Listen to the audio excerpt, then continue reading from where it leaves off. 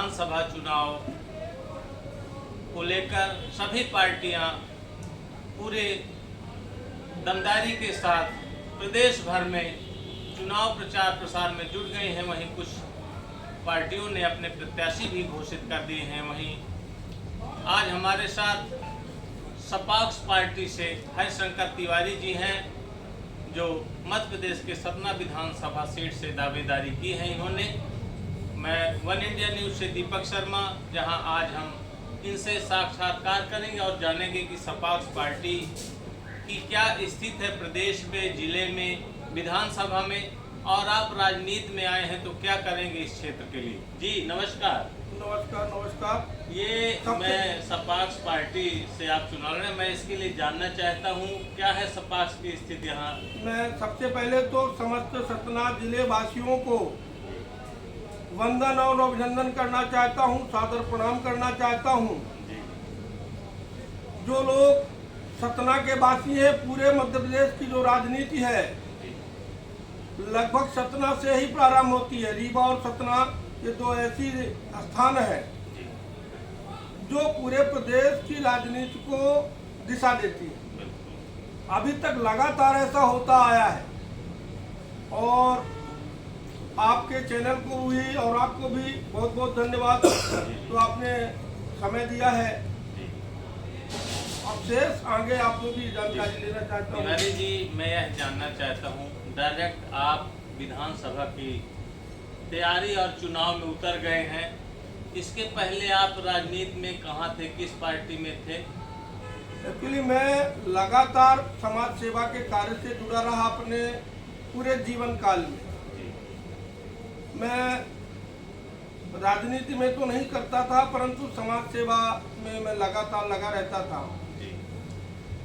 मैं आपके राम लखन शर्मा जी जो थे, मार्क्सवादी कम्युनिस्ट पार्टी के विधायक थे, सिरमौर थे, मैं उनके साथ भी कुछ काम किया हूँ समाज सेवा के क्षेत्र में। राजनीति के क्षेत्र में भी जो जहाँ था करता था। हम श्रीनिवास तिवारी जी के साथ भी हमने काम किया है, जो विधानसभा अध्यक्ष थे रीवा से, और लक्ष्मण तिवारी जी के साथ भी हमने काम किया है। उसके साथ साथ समाज के लिए जहाँ जैसा हो सकता है, हमने कभी जाति और धर्म नहीं देखा। मेरे प्रति हमेशा सनातन ही सत्य है और सनातन की विचारधारा को लेकर, सनातन संस्कृति को लेकर मैं लगातार अपने जीवन में चलता रहा। सनातन की आप बात कर रहे हैं, सनातन को लेकर के तो वर्तमान में बीजेपी चल रही है। सनातन सपाक्स में है कि नहीं है, क्या है, इसके बारे में बताइए। मैं जो बीजेपी की बात आप कर रहे हैं सनातन की, बीजेपी सनातन को का दिखावा कर रही है। और जैसे मैं तो अभी तक जो मैं मंथन किया, और देश के जो समाज के जो प्रबुद्ध लोग हैं, जो लोग चिंतन और मनन नहीं करते हैं, अंधभक्ति में डूबे हुए हैं बीजेपी में, भारतीय जनता पार्टी के लिए कि कांग्रेस के लिए, मैं उनकी बात नहीं करता हूँ। उनके विचार से सनातन क्या है और बीजेपी जो है सनातन के लिए कार्य कर रही है। बीजेपी मात्र अपनी सत्ता के लिए कार्य करती है और सत्ता ही उसका मुख्य उद्देश्य है। उसे ना तो सनातन से लेना देना है और न किसी जाति से लेना देना है, न किसी धर्म से लेना देना है। उसका मुख्य उद्देश्य है सत्ता। सत्ता जिस तरह से मिले, और एक तरह से यूं कहा जाए कि जैसे कहीं पे भीड़ लगी रहती है और या कि कोई नहीं रहता, मदारी आता है, कुछ समय के लिए अपना डमरू बजाता है और ऐसा डमरू बजा देता है, ऐसी व्यवस्था कर देता है कि लोगों का ना चाह कर भी लोग इकट्ठा हो जाते, भीड़ इकट्ठी होती है और कुछ देर तक वो इधर उधर की बातें करेगा, कुछ देर बाद वो अपने मतलब की बात करेगा, जिसके जेब में जो है उसको वहीं पे फेंक दे। वो एक चादर बिछाएगा, उस पर कहेगा इसमें सब डाल दीजिए, इसमें से आप जो चाहोगे वो मिलेगा। उसमें कुछ पुड़िया बना के रखे रहता है और उसी को फूंक के देता है। उसका मुख्य उद्देश्य रहता है पैसा कमाना। उसी तरह से भारतीय जनता पार्टी की जो नीति और जो उसका उद्देश्य है, मात्र सत्ता को स्थापित करना, सत्ता अपनी पाना, और कैसे मिलेगी उसके लिए जो भी करना पड़े, मतलब आपस में जातिवाद में लड़ाना पड़े, भाई भाई को लड़ाना पड़े, एक देश से दूसरे देश को लड़ाना पड़े, दिखावा करना पड़े, छल करना पड़े, कुछ भी करना पड़े, जो करना पड़ेगा सत्ता प्राप्ति के लिए बीजेपी पार्टी कुछ भी कर सकती है और लोगों को गुमराह करके अपने मत को अपनी ओर मत डलवा लेती है। प्रदेश में भाजपा की सरकार अभी है और जहाँ भी भाजपा के विधायक रहे हैं, वर्तमान में यहाँ सतना में कांग्रेस के विधायक हैं, सपाक्स पार्टी की न देश में पार्टी है, न सत्ता है, न प्रदेश में सत्ता है। फिर भी आप सपाक्स से प्रत्याशी बने हैं, लगातार दौड़ा भी क्षेत्र में कर रहे हैं। साथ ही कैसे इसको टारगेट में लेंगे, किससे आपका चुनाव टारगेट में रहेगा? देखिए, मैं आपको बता दूं, जो पार्टियां इस देश में अभी तक, चाहे कांग्रेस हो चाहे भाजपा हो, हमारे देश की जनता, हमारे देश के नागरिक जो इस भारत भूमि में वास करते हैं, वो सभी लोग कांग्रेस और भारतीय जनता पार्टी दोनों की रीति और नीति को समझ चुके हैं। लोगों को अब समझने की आवश्यकता नहीं है कि इन्हें ना तो देश से कोई मतलब है और न इन्हें कोई समाज से मतलब है। इन दोनों पार्टियों का मूल उद्देश्य है सत्ता प्राप्ति। स्टेज में आने के बाद अवश्य कुछ देर के लिए कहते हैं कि मेरे भाइयों एवं बहनों, जहां आपका पसीना चलेगा वहां मैं अपना खून बहा दूंगा। और हमारे जो प्रधानमंत्री जी हैं उनके भी भाषण हमने सुना है कि जिसके पास हवाई चप्पल नहीं है उसे मैं हवाई जहाज की यात्रा कराऊंगा, 15 लाख रुपए सबको मिलेंगे। तो ये तो क्या है, आपको बता दें, मात्र घोषणाओं की सरकार है। महंगाई की स्थिति देख ही रहे हैं, जिससे पूरे देश के, उसमें चाहे किसी भी जाति का हो, किसी भी धर्म का हो, वो सभी लोग परेशान हो चुके हैं। जो बेरोजगारी है वो चरम पर है।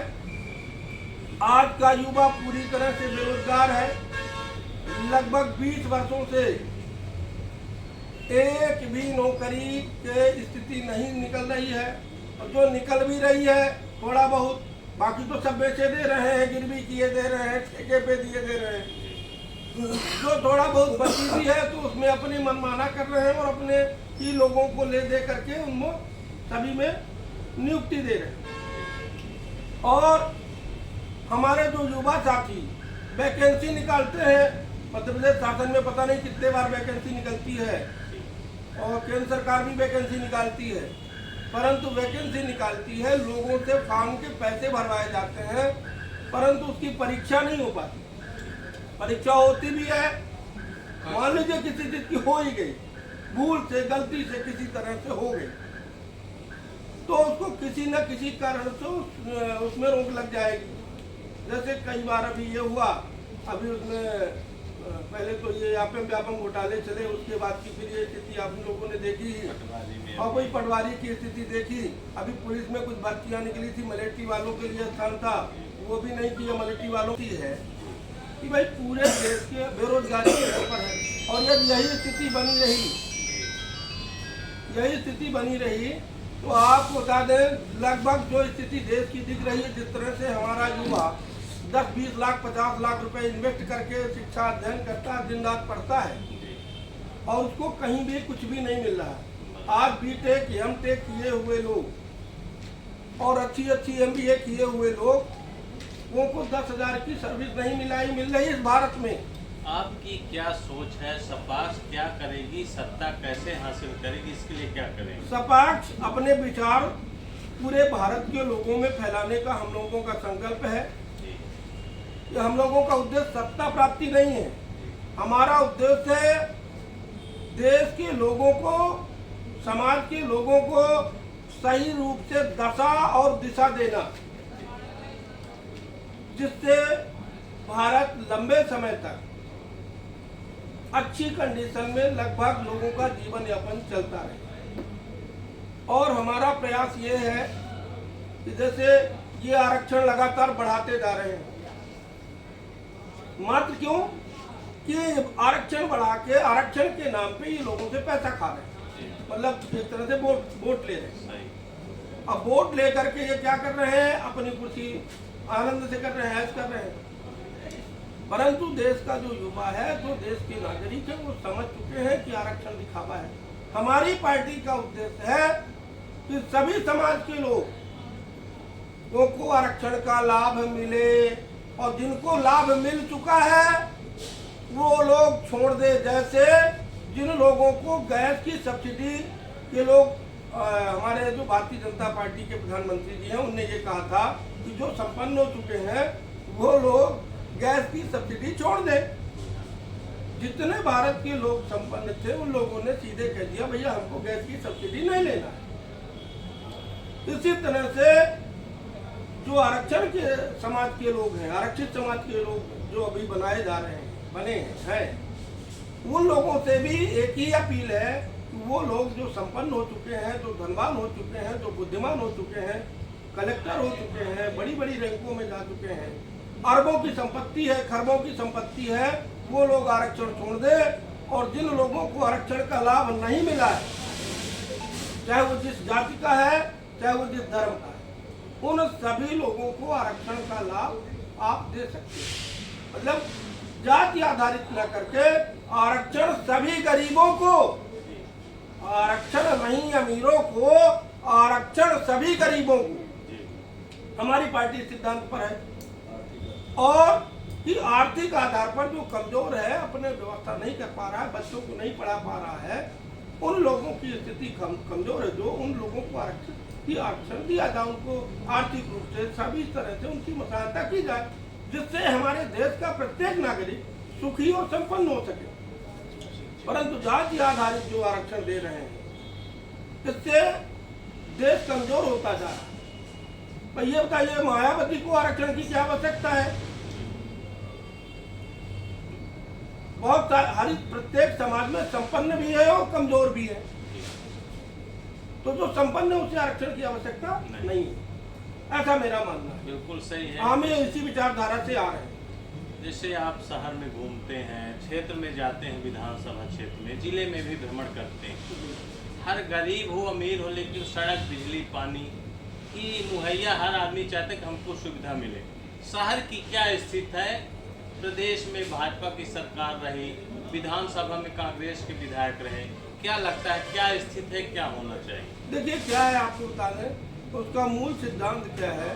तो जो भी राशि रहती है, टैक्स की जो भी पैसा वहाँ पे पहुँचता है हमारे मध्य प्रदेश के वित्त मंत्रालय में, उस पैसे का सही यूटिलाइजेशन जिसको कहते हैं, उसका उपयोग दुरुपयोग हो रहा है। उसको वास्तविक पर यह है कि डेवलपमेंट पे उसको पैसा को इन्वेस्ट नहीं किया जा रहा है। ऐसी योजनाओं पे उस पैसा को लगाया जाता है जहां से नीचे से ऊपर तक पैसा बांटा जा सके, इसलिए डेवलपमेंट नहीं हो पाया रहा है। नहीं तो जो पैसा है उसको सही ढंग से, वहाँ पे वास्तव पर आवश्यकता, कहीं नाली नहीं है नाली बनाए, रोड नहीं है रोड बनाए। आज ये बताइए, आज आपके सतना शहर में ही भारत को 1947 में स्वतंत्र हुआ था, उसके बाद भी सतना शहर के अंदर ही आप जाएंगे तो आज भी बहुत सारी जगह ऐसी है जहाँ ना तो रोडें हैं, ना नालियाँ हैं। जैसे पानी का बरसात का मौसम आता है, लोगों का जीना कठिन हो जाता है।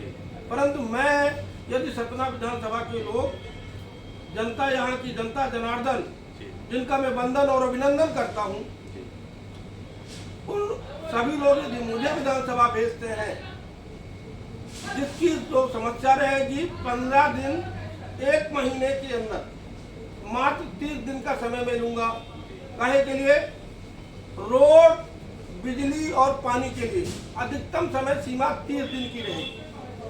30 दिन में जिसकी समस्या रहेगी उसकी समस्या का हम निदान करेंगे, चाहे वो जिस स्थिति से हो, चाहे वो सरकारी पैसे से हो, चाहे वो चंदे से हो, चाहे मुझे अपना खून बेच के भी उसमें क्यों ना लगाना पड़े, मुझे स्वयं गैती फरुआ चलाना पड़े, परंतु उस समस्या का हल कहीं ना कहीं से किसी न किसी रूप से किया जाएगा। सतना विधानसभा में आपको पता हो गया होगा कि सांसद गणेश सिंह को बीजेपी से टिकट मिल चुकी है।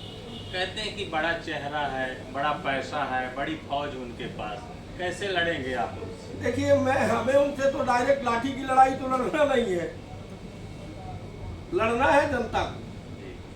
जो यहाँ के नागरिक, उनके पास ठीक है, वो इतने लंबे समय तक राजनीति में रहे हैं, उनके पास धन है, उनके पास बल है, सारी चीजें हैं, परंतु उसमें न हमारा चलना है न गणेश सिंह जी का चलना है। इसमें मालिक है जनता, जिसे वोट देना है, और हमारी गणेश सिंह जी से कोई लड़ाई नहीं है। और रही बात इसकी, तो भारतीय जनता पार्टी स्वयं समझ चुकी है कि हमें इस बार के विधानसभा चुनाव में मध्य प्रदेश से अधिक 25 से 30 सीटें मिलनी है टोटल। ये भारतीय जनता पार्टी भी सर्वे करा चुकी है, हमारी पार्टी ने भी सर्वे कराया है, 25 से 30 सीटें मिलनी है। वो घबराई हुई है। और होता क्या, जब व्यक्ति घबरा जाता है तो कुछ भी निर्णय ले लेता है। तो जैसे सांसद गणेश सिंह जी को लोकसभा में लड़ाते थे, तो लोकसभा एक बड़ा एरिया होता था, और बड़े व्यक्ति को छोटी जगह पे उतार देना, मेरे समझ से तो कुछ विशेष परिस्थिति सरकार को दिख रही है, भारतीय जनता पार्टी को दिख रही है। परंतु उनके देखने से, सोचने से भारतीय जनता पार्टी की जो शीर्ष नेतृत्व है उससे कोई फर्क नहीं पड़ना है। सतना की जो जनता है, जो नागरिक है, जो मतदाता है, अधिकार उनका है कि वो किसे चुनते हैं। और मैं जो देख रहा हूँ, तो वो इस बार मध्य प्रदेश की जो जनता है, वो पार्टी के व्यक्ति के चेहरे को नहीं देख रहा है, वो पार्टी के शीर्ष नेतृत्व को देख रहा है कि शीर्ष नेतृत्व कैसा है, उसी हिसाब से उसको मत मिलना है। हमारी लड़ाई में भारतीय जनता पार्टी है, हमारी लड़ाई में गणेश सिंह जी नहीं है। भारतीय जनता पार्टी की विचारधारा है हमारी लड़ाई में, और हमारी पार्टी की विचारधारा लड़ाई में है, तो हमारे लिए उनसे हमारा कोई वही नहीं है। भाजपा का संगठन बड़ा है, पुरानी पार्टी हो चुकी, बड़ी पार्टी है, देश में प्रदेश में सत्ता में है। सपा सभी नई पार्टी है, कितने कार्यकर्ता है आपके क्षेत्र में, कैसे इसको और आगे बढ़ाएं? देखिए, मैं तो जहाँ तक देख पा रहा हूँ, भारतीय जनता पार्टी में जितनी दुर्दशा कार्यकर्ताओं की हुई है, वो भारतीय जनता पार्टी के जो कार्यकर्ता हैं उनकी आत्मा ही जानती है। या मेरे कहने की आवश्यकता नहीं है। हाँ, अब चुनाव का टाइम आया है तो कार्यकर्ताओं की वो पूजा भी करेंगे, कार्यकर्ताओं के लिए सब कुछ करेंगे, परंतु 5 साल कार्यकर्ता की जो दुर्दशा हुई है कि बेचारा कार्यकर्ता किस स्थिति से जीवन दिया है, भारतीय जनता पार्टी से कोई लेना देना नहीं। अब कार्यकर्ता, अब वो जाने, उनके कार्यकर्ता जाने, अपने से क्या लेना देना है। अपन तो अपनी विचारधारा लेके हम तो सभी के पास जाएंगे, जन जन के पास जाएंगे। आप काफ़ी धार्मिक यात्राएं करते हैं, धार्मिक कार्यक्रम आयोजन भी आयोजित करते रहते हैं बार बार। ज़्यादातर धर्म को लेकर आप चल रहे हैं, राजनीति कम करते हैं, क्या आपका सोचना? देखिए, मैं ये मानता हूँ कि हमारी जो उत्पत्ति है, जो ये भारत भूमि है, यही सनातन की है। हम सनातन में जन्म लिए हैं, यदि सनातन के लिए कुछ नहीं करेंगे तो हम लोगों का जीवन ही व्यर्थ है। भारत का जो प्रत्येक नागरिक है, जो राम को मानता है, कृष्ण को मानता है, बजरंगबली को मानता है, जो सनातन के सिद्धांतों को मानता है, उसे प्रत्येक व्यक्ति को धार्मिक कार्य करने का उसे छूट है, और जिसमें से मैं भी हूँ। तो मैं भी अपने जीवन काल में जहाँ जो हो सकता है, मैं भी धार्मिक कार्य में लगा रहता हूँ। तो मंदिर रहते हैं उनके बराबर सम्मान करता हूँ, माथा टेकता हूँ, लेट के जाता हूँ। तो ये तो सभी की आस्था होनी चाहिए। और बातों पर एक बात तो और भी सत्य है, कोई माने ना माने, धन में बल में जब व्यक्ति के पास हो जाए तो ना माने अलग बात है, परंतु ईश्वरीय सत्ता तो निश्चित रूप से है। क्या? जब तक धन और बल रहता है, भाई जेब में पैसा है और शरीर मजबूत है, तब तक उसे कुछ नहीं, भले ना दिखे, परंतु ईश्वरीय सत्ता यदि नहीं होती तो पता नहीं कितने अरब खरबपति रोड पे आ जाते हैं और रोड वाले ऊपर चले जाते हैं। तो ईश्वरी सत्ता ही मानना चाहिए कि कोई ना कोई तो है जो चला रहा है। विधानसभा क्षेत्र की जनता से आप क्या कहना चाहते हैं? विधानसभा की क्षेत्र की जो हमारी जनता है, मैं समस्त सतना जिले के वासियों से और अपने विधानसभा क्षेत्र क्रमांक 63 से मैं शंकर तिवारी प्रत्याशी हूँ। मैं समस्त विधानसभा के मतदाताओं से निवेदन करना चाहता हूँ कि सभी लोगों को आपने देख लिया है कि हमारे जो देश की स्थिति है लोगों ने कहाँ तक पहुँचा दी है, और मात्र लोगों को आपस में फूट डालो और राज करो की नीति से लोगों ने सत्ता को हासिल किया है और राज किया है। मैं इस बार सतना जिले की समस्त जनता से, इसमें ब्राह्मण भी है, क्षत्रिय भी है, ब्राह्मण भी मेरे लिए पूजनीय है, सम्माननीय है, क्षत्रिय भी हमारे लिए राजा राम जैसा है। हम क्षत्रियों को राजा राम की तरह ही मानते हैं और उसी तरह से सम्मान देते हैं। जो हमारा वैश्य समुदाय है, सिंधी, अग्रवाल, गुप्ता, ये सारे समाज के जो लोग हैं, हम उन्हें भी उसी तरह से सम्मान देते हैं, क्योंकि उनके बिना इस भारत का जीवन यापन, इस भारत की व्यवस्था नहीं चल सकती है। वो भी हमारे देश के, हमारे समाज के एक अभिन्न अंग है। से हमारे समाज की जो भी और जातियां हैं, SC ST हो गई, OBC समाज के लोग हो गए, सभी लोगों का इस धरती से सभी से का प्रेम है। सभी लोग इस धरती माता को और भारत भूमि को से प्रेम करते हैं। तो मैं मानता हूं कि सभी का आशीर्वाद हमारी पार्टी की विचारधारा से मिलती है और सभी लोग इस देश को बचाना चाहते हैं। सभी लोग आने वाली पीढ़ी के, आने वाली वंशजों के लिए चिंतित हैं। इसलिए सभी लोग हमें, हमारी पार्टी को हमें वोट देंगे और अपने मताधिकार का उपयोग करके हमें निश्चित रूप से इस चुनाव में विधानसभा हमें भेजने का कार्य अवश्य करेंगे। और मैं विधानसभा पहुंचने के बाद सतना की जो भी हमारे भाई हैं, यहाँ की जो नागरिक हैं, जिन लोग, मैं सभी के लिए दिन रात एक करके पूरी लड़ाई लड़ूंगा। और जो यहाँ की आवश्यकताएं हैं उनमें प्रत्येक के लिए मात्र 30 दिन का मैं टाइम लिया करूंगा, मात्र रेलवे को छोड़ के। रेलवे के लिए, रेलवे का जो काम कराना है उसके लिए कम से कम 4 महीने का टाइम लगेगा, क्योंकि बड़ी लंबी प्रक्रिया है यहाँ से वहाँ तक जाना आना। शेष जो भी यहाँ की मध्य प्रदेश से संबंधित जो भी फाइलें हैं रहेंगी, वो सारे कार्य हम 30 दिन के अंदर करा दिया करेंगे। इस बात का हमारा वादा है, चाहे मुझे कुछ भी करना पड़े। अभी आपने सपाक्ष पार्टी जो विधानसभा सीट सतना से हरिशंकर तिवारी जी चुनाव लड़ रहे हैं, उन्होंने बताया कि सतना विधानसभा में क्या चल रहा है, क्या स्थिति है। हमारे लिए पैसा महत्वपूर्ण नहीं है, व्यक्ति महत्वपूर्ण नहीं है, हमारे लिए जनता महत्वपूर्ण है और हम जनता के उत्थान के लिए सब कुछ करने के लिए तैयार हैं। और जो भी जनता चाहेगी मैं इसको जल्द से जल्द पूरा करूंगा। अगर विधायक मुझे जनता बनाती है तो मैं 30 दिन के अंदर उनके हर कार्यों को पूरा करूंगा। वन इंडिया न्यूज से दीपक शर्मा की रिपोर्ट। भारत माता की जय। वंदे मातरम।